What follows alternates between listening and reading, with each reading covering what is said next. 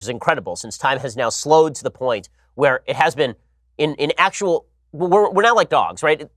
Every year is like 7 years. President Trump has actually been president since 1733 in regular years. But in Trump years, he's only been president for like 2 years. So there's that. But President Trump listed his historic accomplishments on New Year's Eve in a little video that he cut for Twitter. Here's what it sounded like. Clip 3. Oh, okay. So that's not what it sounded like. In any case, President Trump then tweeted out about all of his accomplishments. He said, listen, everything's been great so far. You guys just don't appreciate it. You don't know it. You don't know anything. It's been great. I don't know why you didn't get it. So he tweeted out that everybody should calm down and enjoy the ride. He tweeted out in all capital letters. This was his first tweet of the new year. Happy New Year to everyone, including the haters and the fake news media. 2019 will be a fantastic year for those not suffering from Trump derangement syndrome. So calm down and enjoy the ride. All capital letters. Great things are happening for the country. Nothing says to me, calm down and enjoy the ride, like somebody tweeting that at me in all capital letters. I know that if I'm in the back of the car and somebody in the front of the car says, calm down and enjoy the ride, nothing is going to make me calm down and enjoy the ride quite like that. But there was this feeling of incipient panic that was building up in the last days of 2018, and now it is carried forward into 2019. President Trump's furious tweets over the break were not helpful that way. Again, the president has accomplished a lot of things in his first couple of years in office. It's not supremely helpful to be leading off his reelection campaign with him kind of hunkered down in the White House, just tweeting whatever comes into his mind. Right now, what the White House should be projecting is a feeling of invincibility, a feeling of calm, a feeling of collected goal-making and shared purpose. And instead, what we're sort of getting is President Trump feeling isolated and tweeting out a lot of things. Now, a lot of the things he's tweeting are true, by the way. So the president, for example, was tweeting out a lot about the border. Remember, we're still in the middle of a government shutdown. That shutdown was initiated by the Democrats. There's been a lot of talk about President Trump initiating the shutdown because he was foolish enough to claim on national television that he wanted to own the shutdown. But in reality, President Trump did not really initiate the shutdown. It was the Democrats who initiated the shutdown in the sense that they could just give him $5 billion for his wall and then be done with it. He'd claim victory. They'd be able to go home and sleep at night. Instead, they've decided to deny him that funding. So this led President Trump to tweet out a lot about the border wall. Now, this would be a decent use of Twitter if it were not for all of his other use of Twitter. He tweeted out, President and Mrs. Obama has a 10-foot wall around their D.C. mansion and compound. I agree. Totally necessary for their safety and security. U.S. needs the same thing, slightly larger version. Okay, well, that's fine. Everybody went nuts. How dare President Trump mention they have a wall around their home as though that's a security breach? It's not a security breach. Okay, I have a wall around my home. Most people have some sort of fence around their house, especially in California. But President Trump then continued, the Democrats will probably submit a bill, being cute as always, which gives everything away but gives nothing to border security, namely the wall. You see, without the border security, without the wall, there can be no border security. The other stuff is just by comparison meaningless bells and whistles. Remember this. Throughout the ages, some things never get better and never change, President Trump tweeted. You have walls and you have wheels. It was always that way, and it will always be that way. Please explain to the Democrats there can never be a replacement for a good old-fashioned wall. First of all, you can have walls and you can have wheels and you can have fire. These are great inventions of the past, and President Trump, I can't wait to hear his essay on why the invention of fire was such a useful thing. But all of this is not particularly terrible, right? The President Trump going after the Democrats on the wall stuff is not particularly terrible. It's just that the incessant nature of it is not good politics. And this is going to become an issue for President Trump come 2020. Because when it comes to the issues, President Trump has been pretty good. As I've said many times, I did not expect him to govern this conservatively when he was elected in 2016. He has governed far more conservatively than I thought he was going to. With that said, the character flaws that the president has evidenced are going to be the chief reason why people are uncomfortable with him. It's what's going to hurt him at the polls. It's what's going to alienate people come 2020. It's that stuff he has to get under control. And it's also where the Democrats are putting all their heavy pressure. They're putting all their heavy pressure right now on the character point. Leading that charge was General Stanley McChrystal. He's going to be on our Sunday special this week, by the way. General McChrystal was on ABC's This Week over the weekend, and he basically slammed President Trump's character. Here he was talking with the very objective journalist, George Stephanopoulos. I think it's important for me to work for people who I think are basically honest, who tell the truth as best they know it. You think he's a liar? I don't think he tells the truth. Is Trump immoral in your view? I think he is. If we want to be governed by someone we wouldn't do a business deal with because their background is so shady, if we're willing to do that, then that's in conflict with who I think we are. So there's McChrystal Assess with Martha Raddatz on ABC's This Week, going after Trump's character. Now, this was always going to be Trump's Achilles heel, was going to be the character point.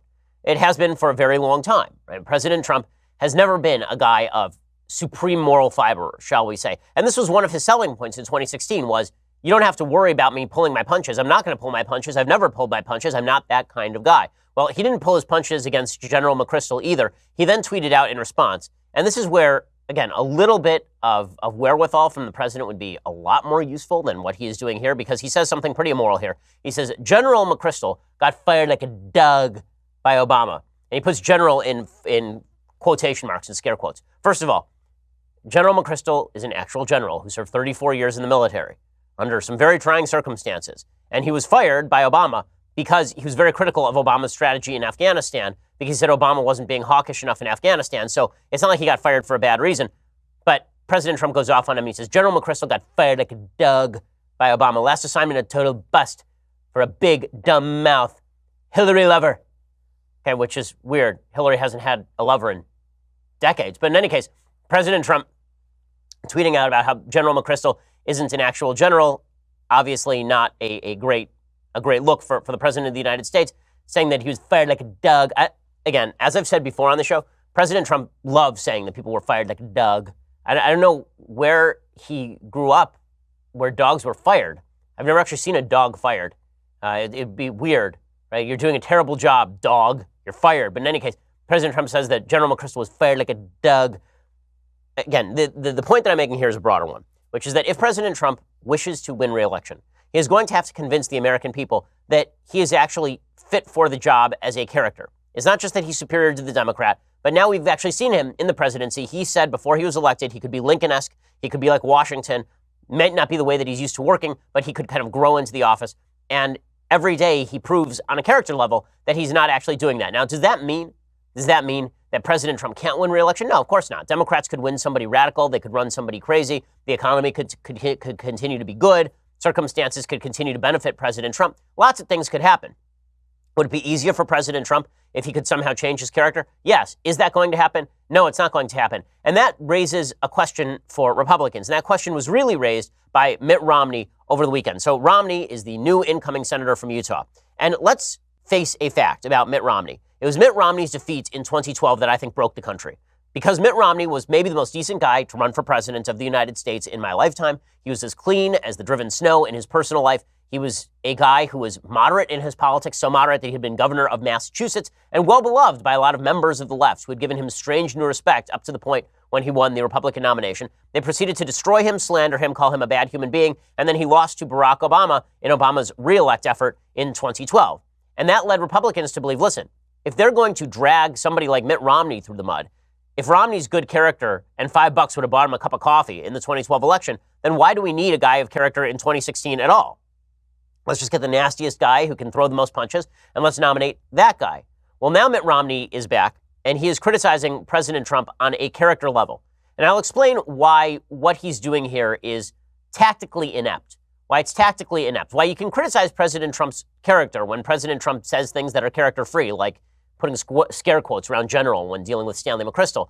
Why you can say that when President Trump does stuff that is bad, it's bad, but that's not the same thing as what Mitt Romney did today in the pages of the Washington Post. I'll explain in just 1 second. First, let's talk a little bit about how you are going to send all your packages in the upcoming year. So, the post office is a great place. The post office has a lot of great services. You can mail all your stuff, obviously, for a cheap fare, and also they're relatively efficient and all that. But you know what's even more efficient? Sitting at your desk and not having to go down to the post office. Stamps.com makes that possible. That's why I use Stamps.com. It's why the Daily Wire uses Stamps.com. Stamps.com brings all the amazing services of the U.S. Postal Service directly to your computer. It's the faster, more convenient way to get postage. You can simply use your computer and print official U.S. postage for any letter, any package, any class of mail, anywhere you want to send. The mail carrier picks it up. No more lugging mail to the post office.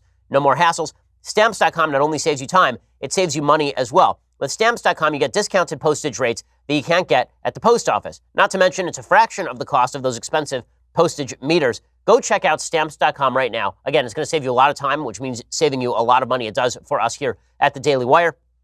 Right now, you can enjoy that Stamps.com service with a special offer. It includes a 4-week trial plus postage and a digital scale. Start off the new year right. Go to Stamps.com, click on the microphone at the top of the homepage, type in promo code Shapiro. That is Stamps.com. Enter a promo code Shapiro. Stamps.com, promo code Shapiro. Go check it out right now. Stamps.com, promo code Shapiro. Okay, so Mitt Romney, his first day in office. So what does he decide to do? Write an entire op-ed about how unpalatable President Trump is. Now, there are those of us in the commentariat community whose job it is to actually comment when the president does good stuff and when the president does bad stuff. I've been using the so-called good Trump, bad Trump model since 2015, 2016, when President Trump was then just candidate Trump. But Mitt Romney, who's been highly critical of Trump throughout, he was very critical of him in 2016. He gave a long speech about how he thought Trump was unfit to be president of the United States.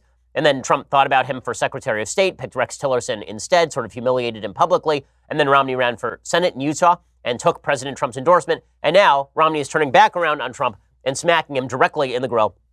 He has a piece today in the Washington Post titled, "The President Shapes Public Character of the Nation. Trump's Character Falls Short." Now, here's the problem with what Mitt Romney is doing here. I may agree with a lot of his points with regard to the president's character, but what he is doing is trying essentially to force Republicans, trying to force conservatives into now having to choose between quote-unquote conservatism and Trumpism. It's a false choice. It's a false choice. He's trying to force people to have to choose between President Trump and conservatism. And that may have been more of a choice in 2016 before Trump was president, but Trump is president now. And Trump's given us a lot of very conservative policies. Here's what Mitt Romney writes today. And it does beg a particular question, which is whether Mitt Romney is going to try to primary President Trump come 2020. So Romney writes, "The Trump presidency made a deep descent in December. The departures of Defense Secretary Jim Mattis and White House Chief of Staff John Kelly, the appointment of senior persons of lesser experience, the abandonment of allies who fight beside us, and the president's thoughtless claim that America has long been a sucker in world affairs all defined his presidency down. It is well known that Donald Trump was not my choice for the Republican presidential nomination. After he became the nominee, I hoped his campaign would refrain from resentment and name-calling. It did not. When he won the election, I hoped he would rise to the occasion. His early appointments were encouraging, but on balance, his conduct over the past 2 years, particularly his actions last month, is evidence that the president has not risen to the mantle of the office." And those are pretty strong words, that the president hasn't risen to the mantle of the office, meaning basically he is still unfit for the presidency. He says it's not that all of the president's policies have been misguided.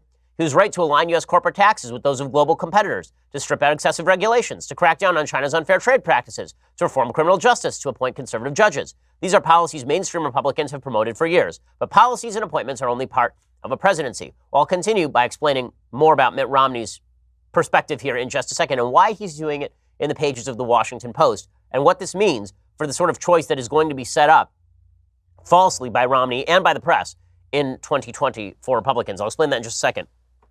First, I'm going to blow my nose because I got a cold over this vacation, and let me tell you, it is not great. So, Mitt Romney says, "To a great degree, a presidency shapes the public character of the nation.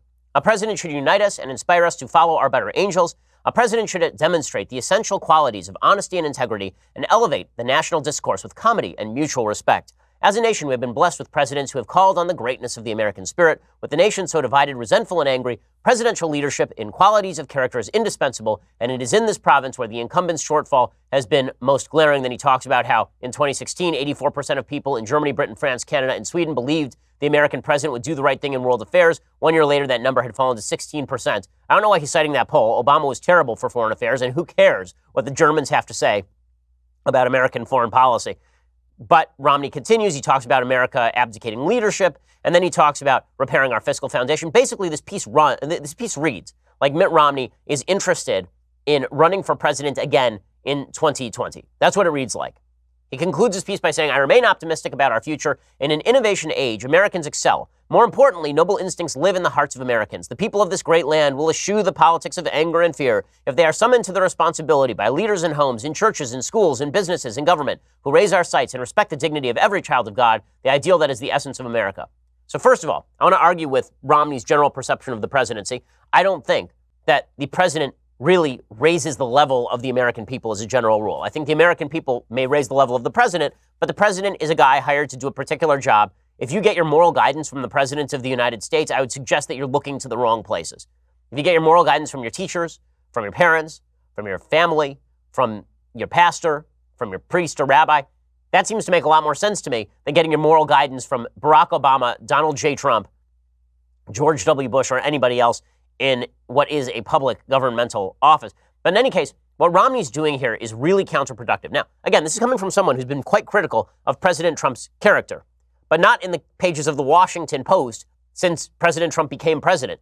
And the reason for that is because what Romney is actually doing now is he's setting up the possibility of a primary run against Trump. Now, there's been a lot of talk about this from a certain segment of the Republican Party, and it's a big mistake. The reason that it's a big mistake is because basically what you are now suggesting, what the media will suggest, is that a primary race between, say, Mitt Romney and Donald Trump is a race between true decency and conservatism versus the evil, evil Trump guy. And then when Trump wins the primaries, it'll be, well, look at those deplorable Republicans. They voted for Trump over Mitt Romney. Look at those terrible, terrible Republicans, those evil, terrible people who voted for the incumbent president when they were given a choice of a more decent, kinder, gentler alternative. When that isn't the actual calculus. Okay, because whoever runs against Trump in a primary is going to have to basically make three cases. They're going to have to declare that they are a person of better character than Trump, which in all plausibility will be true probably. They'll have to say they're a better representative of conservatism than Trump in 2020, which probably will not be true in terms of policy. And then they'll have to say that they're more likely to win in 2020 than Trump, which is likely to be false. And that's going to be the calculus that actual Republican voters do. When they look at 2020, they're not just going to say in a vacuum, who would I prefer, Mitt Romney or Donald Trump? They're going to look and say, Mitt Romney lost in 2012 and Trump won in 2016. So I'm more likely to vote for the guy who I think is going to win, Trump. They're going to look at Mitt Romney in 2012 versus Trump in 2020 and say, Trump has a record of appointing now, probably by that point, 100 federal judges. Trump has a record of cutting regulations. Trump has a record of rebuilding alliances in the Middle East. President Trump has a record of criminal justice reform and movement of the U.S. Embassy in Israel to Jerusalem and the rebuilding of the American military and, God willing, a decent economy.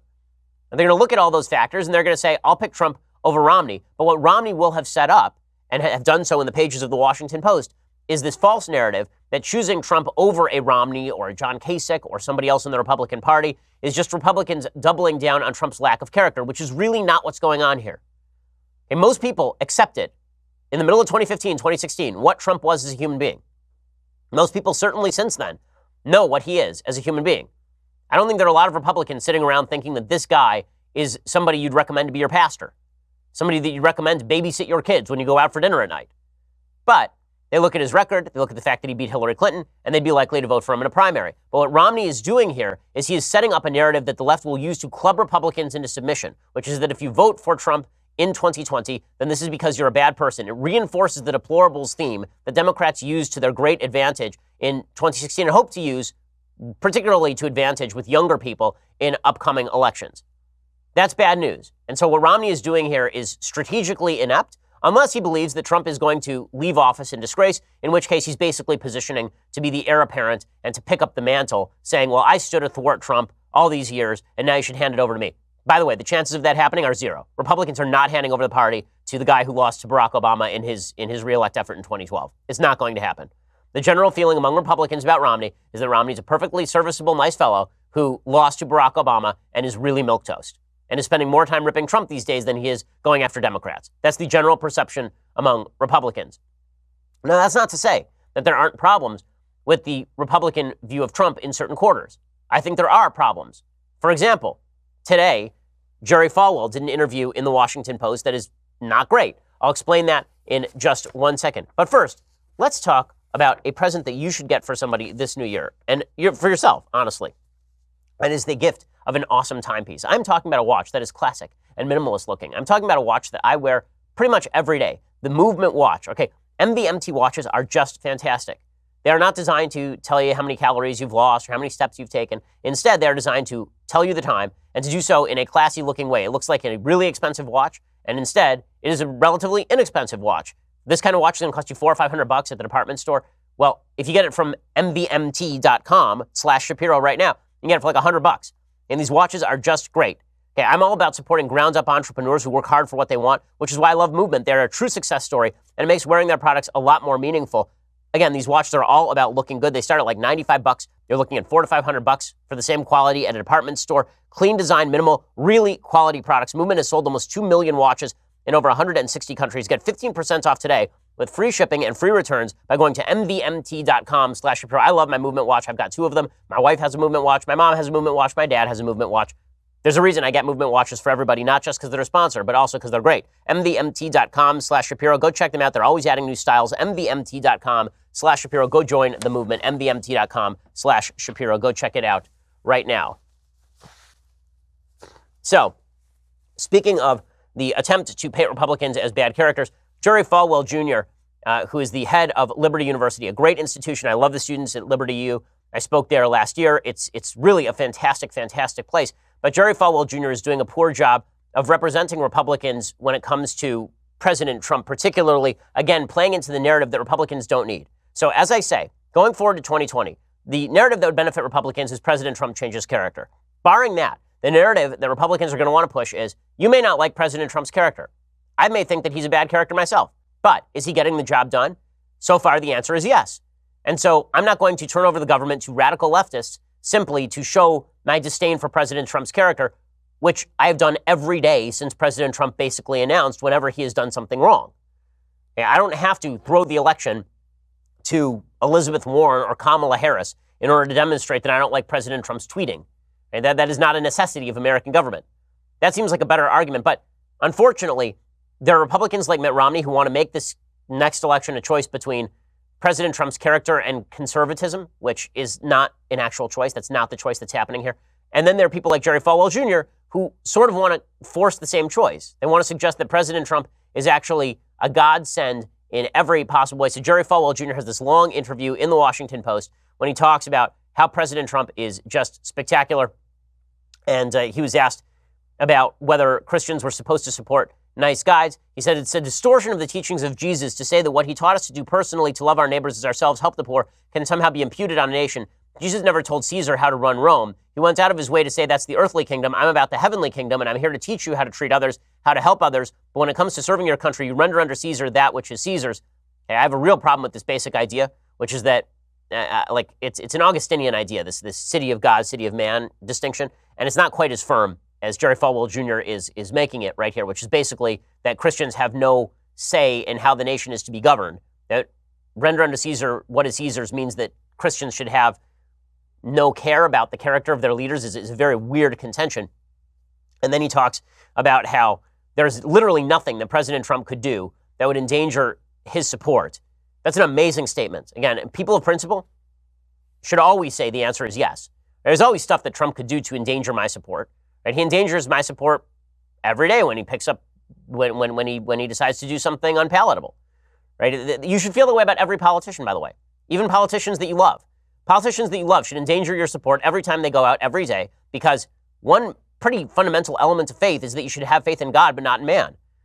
To say that nothing President Trump could ever do would endanger your support is an amazing statement from a Christian leader. But this is, again, reinforcing a narrative that the left wants, which is that it's either total fealty to Trump or conservatism and decency. That's a false choice, and it's not a real choice, and it's not what's really going on right here. Again, I think that Jerry Falwell Jr. does a disservice when he does interviews like this. And again, this is the narrative that Democrats are going to try to push in 2020. Now, the good news for Republicans is that Democrats are going to have a really tough time pushing this particular narrative in 2020 because they've become so radical themselves. So the narrative Democrats want in 2020 is the reverse narrative of 2000. In 2000, it was 2 years after the Clinton impeachment scandal and the Monica Lewinsky stuff, and President Clinton was out of the picture, but Al Gore was now running for the White House, and George W. Bush was running on the basis of bringing character back to the Oval Office. It's the same thing that Jimmy Carter did in 1976 when he ran against Gerald Ford. It's time for us to bring character back to the White House. That's usually a pretty successful tack. But in order to make that claim, you actually have to be some semblance of normal and moral. And the problem for Democrats is that there aren't too many candidates in their ranks who are anything remotely resembling normal and moral. The latest case in point is Elizabeth Warren. So Elizabeth Warren she declared over the weekend that she wants to run for president, which is a shock to precisely no one. She'd been sending smoke signals from her wigwam about it for legitimately years at this point. So she announced that she would be running for president, and then she said she was going to build a grassroots campaign and that she would be wandering the plains in search of both Buffalo and voters. Here is Senator, very Native American, Elizabeth Warren, talking about exploring her presidential run in front of a garage before the assembled Boston media. Right now, Washington works great for the wealthy and the well-connected. It's just not working for anyone else. But I am optimistic. I believe in what we can do together. I'm going to build a grassroots campaign. It's already got people from all across this country who are going to be part of it, and together we're going to make change. And if people out there see it and want to be part of it, I hope they go to ElizabethWarren.com and join us, because this is how we're going to build the movement that will change America. She is inspiring. I mean, it's like her campaign manager went out there and said, okay, we want Hillary's campaign without the name recognition or the charisma. Let's do that. Let's just make that happen right there. I mean, it was so bad, her presidential announcement, that not only did she have to avoid a question about her DNA and her Native American ancestry, which she did, she also she tried to be a cool kid. I'll show you the cool kid thing in a second. Here was Elizabeth Warren being asked about her Native American DNA. This is why the Democrats are going to have a little bit of a tough time arguing character against President Trump, because they can't even get their own party on board with saying it's okay to be of a particular genetic ancestry. The reason Elizabeth Warren has to pretend to be Native American is because she doesn't rank high enough on the intersectionality scale for Democrats to care about her. That's what's happening here. She's out Bernied by Bernie Sanders. She's out Obama'd by Beto O'Rourke. And she is out intersectionality by Kamala Harris. So she really has no path here, right? She's not diverse enough. She's not radical enough like Bernie Sanders. And she's not charming enough like Beto O'Rourke. And so she is kind of forced into this weird corner where two years ago she was a hot thing, and now she's a nothing. Here's Elizabeth Warren dodging the DNA question.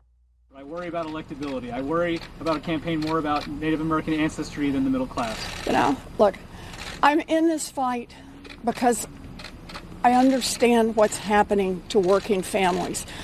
I grew up in a paycheck-to-paycheck family, and my big chance was a commuter college that cost $50 a semester.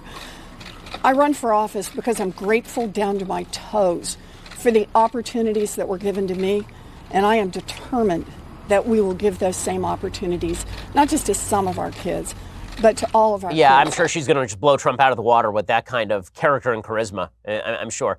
My favorite part of her campaign is that she opened up by then doing an Alexandria Ocasio-Cortez style Instagram. So AOC, we will call her AOC because that's the thing now, right? We've got Notorious RBG, we've got AOC, we've got all of these initialed political leaders. But AOC does these political Instagrams where she cooks like Instant Pot recipes while taking questions from her mailbag. My Instant Pot recipe would basically be cereal and milk, by the way, if I were to do an Instagram like this. But in any case, I love that Elizabeth Warren, she's basically the Steve Buscemi character from Saturday Night Live, How Do You Do, Fellow Kids? Right? She's walking into the Instagram, and she is now doing Instant Pot recipes while in her kitchen while drinking beer. I don't know if you remember in 2016, Hillary Clinton went to Cedar Rapids, and she had like a can of some sort of juice or something. She said, "I'm just chilling in Cedar Rapids." Well, here's Elizabeth Warren doing that. I'm going to get me a beer. My husband Bruce is now in here. You want a beer? No, I'll pass on the beer for now. You sure? Come over and say hello to folks. Yes. So this is my sweetie. Hello. And I'm crazy. I love you. I love you too. Thank you for being here. Pleasure. I'm glad you're here. Yeah, enjoy your beer. Who else have we got? Kenny? Is that right? Kenny and the boys?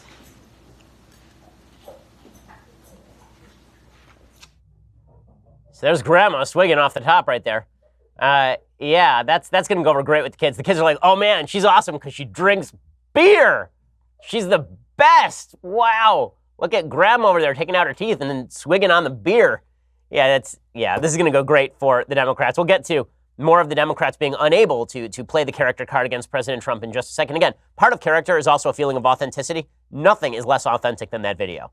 I mean, that video is just airsats garbage. It's so fantastic in pretty much every way. I haven't seen a candidate that inauthentic since Hillary Clinton, since they did this last time. We'll get to all that in just a second. First, I want to talk to you about your impending doom. So I know it's the new year and you're in a good mood because guess what? We're going to jump back into work and have a brand new year, but you could die this year. I mean, I don't mean to break it to you that way.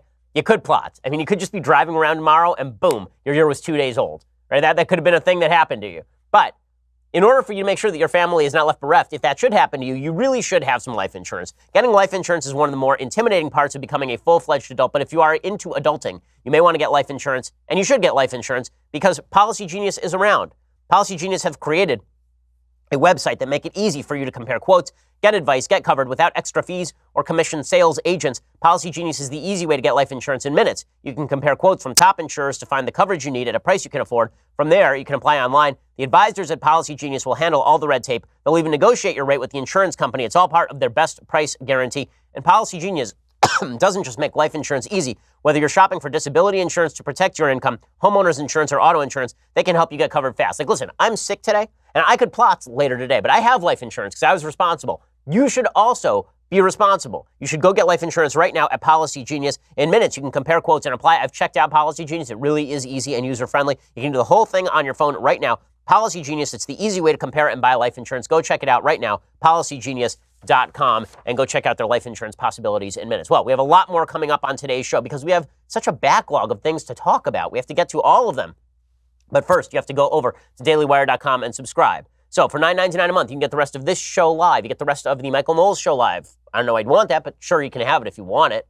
I mean, if you also want syphilis, we can give that to you probably. We can find someone here to... maybe not. Maybe we can't give that to you. But we can give you Michael Knowles' show. We can also give you Andrew Klavan's show live. Also, coming up in 2019, beginning next week, the Ben Shapiro Radio Show will be extending to 3 hours, which means that we are adding 2 full hours with all the great content you have come to enjoy. Unless you listen live on the radio, only Daily Wire subscribers will be able to get the full 3-hour show on demand.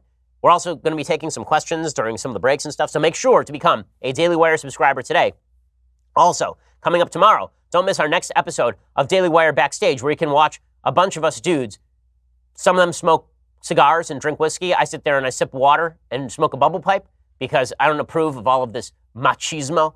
But Andrew Klavan will be there. Michael Knowles, the execrable, will be there. Alicia Krause, who is not, in fact, a beer-drinking, beer-swilling, cigar-smoking man, will be there as well. Daily Wire God King Jeremy Boring and his beard will both be there. And I will be here to ring in the new year and, of course, answer your questions. As always, only Daily Wire subscribers get to ask the questions, so make sure to subscribe today. Also, so many goodies to mention today. This Sunday, General Stanley McChrystal on the Sunday special. He had some things to say, and you're going to want to hear all those things that he had to say because he really is kind of an interesting guy.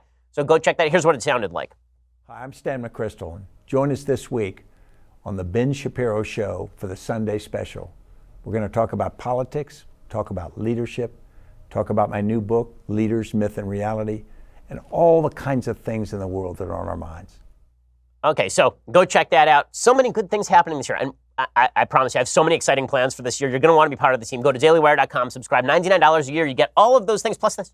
The greatest and leftist tears, hot or cold tumblers. Now, you may have noticed that I'm ill today. You know why I'm ill? I was on vacation. You know what I didn't have with me on vacation? This thing right here, this leftist tears, hot or cold tumbler. I was in Hawaii, and I didn't bring it with me because when I travel, I'm loath to bring the possibility of damage to my precious leftist tears, hot or cold tumbler. Well, I protected it, but it did not protect me, and thus I am sick. I'm not saying that you can be protected by all disease and harm in life by drinking from the leftist tears, hot or cold tumbler. All I'm saying is that correlation may be causation. When I didn't have the tumbler, got sick. When I did have the tumbler, didn't get sick. I don't know what to tell you. Go check it out right now. $99 a year, you get all those things, plus the leftist tears, hot or cold tumbler, which will bring you happiness and fulfillment in life. I know, material things can't, but this can. Maybe. In any case, go check that out. We always appreciate your listenership. We are the largest, fastest growing conservative podcast in the nation. Happy New Year.